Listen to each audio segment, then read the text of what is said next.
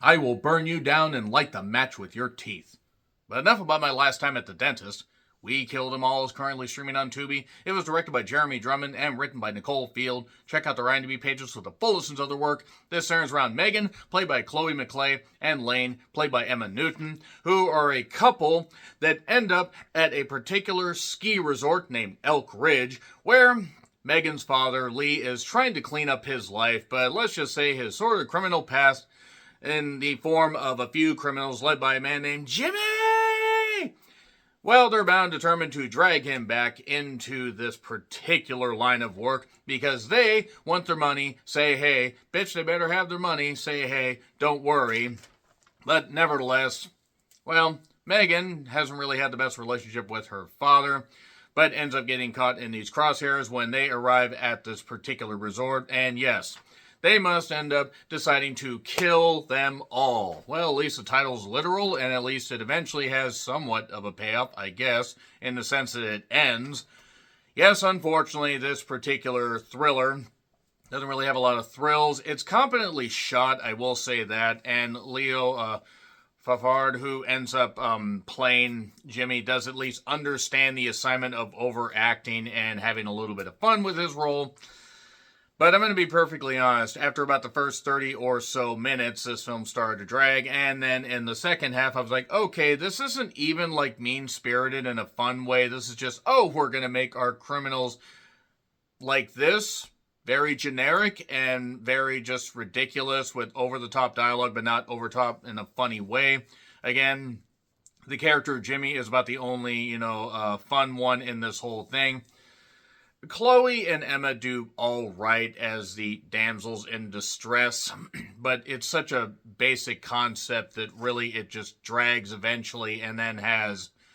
It doesn't really even have a good few splashes of violence. I mean, it just is what it is. Even a few little sparks don't end up amounting to much, and while I can't necessarily say that I hated this movie had parts that I did hate. The concept was fine for what it was, but there were a few particular scenes where I'm like, all right, yeah, there are a few deal breakers in movies, and I was like, I don't really think that was necessarily needed. I think we could have gotten to that point otherwise instead of doing that. Character motivations would absolutely change at the drop of a hat, and also considering that this is basically a one-location shoot, I don't know. This just ended up being painfully generic. So yeah, you can check it out if you want. I'm going to get into spoilers, which won't take very long. But it's on Tubi if you want to check it out. Again, I've seen worse, but it's just really generic. So nevertheless, yeah, spoilers. Here we go. So there were 8 executive producers and 3 producers. Nobody's skiing, more in the pity.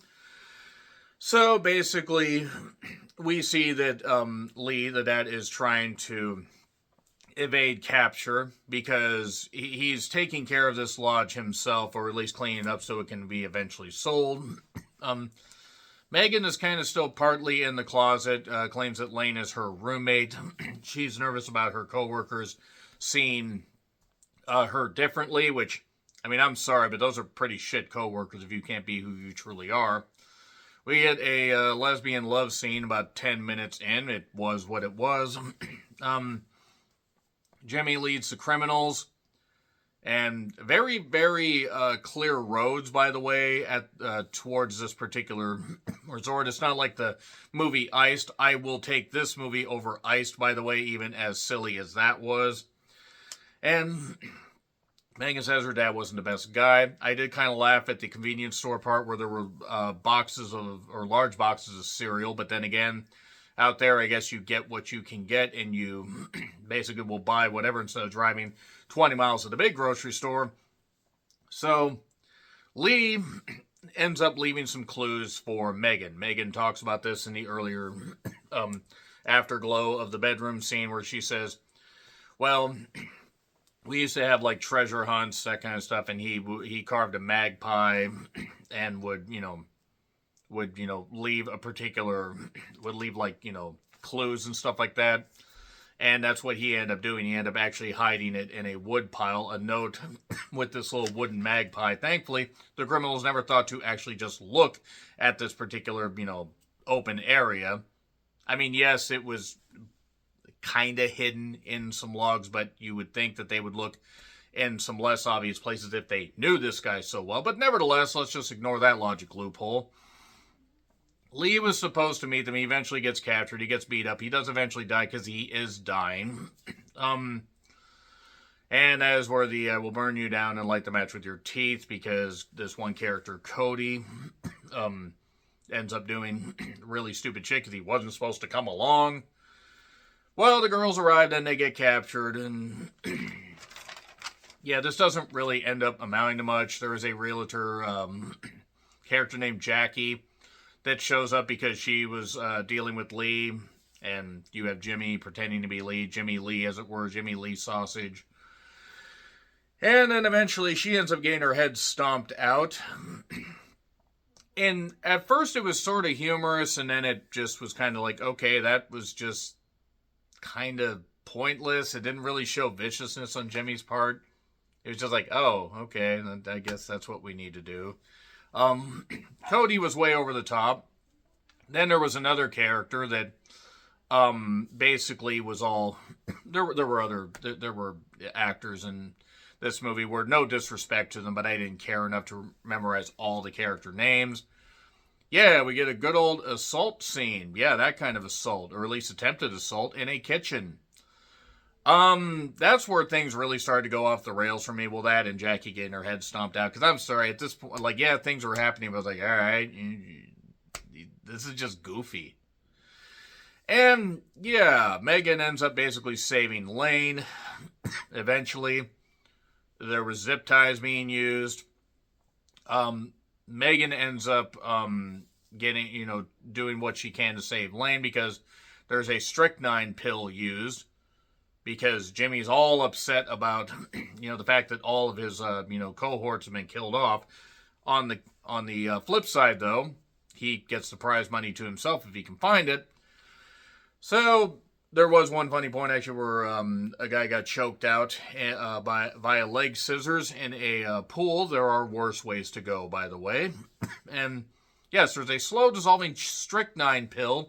You have 15 to 20 minutes, which somehow Jimmy has timed this. Well, nevertheless, Lane ends up freeing herself from these zip ties. Gets down, she's bleeding, but doesn't end up having to worry about the strychnine pills, able to spit all that out. So there you go. By the way, she had a towel in her mouth, so that's how she wasn't able to spit it out.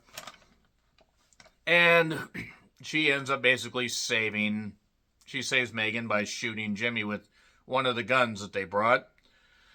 And then we go to an aftermath where they're still at the lodge. Megan finds a magpie, finds a note, and finds the fact that it's in this, ski cart where basically it's, a pile of money. Okay. Pile of money that nobody's going to look for. Apparently the police did not question where any of this stuff happened and why there's a dead realtor woman there and dead people, but it's fine. And then a year later, she's admitted Elaine's her girlfriend and everything's fine.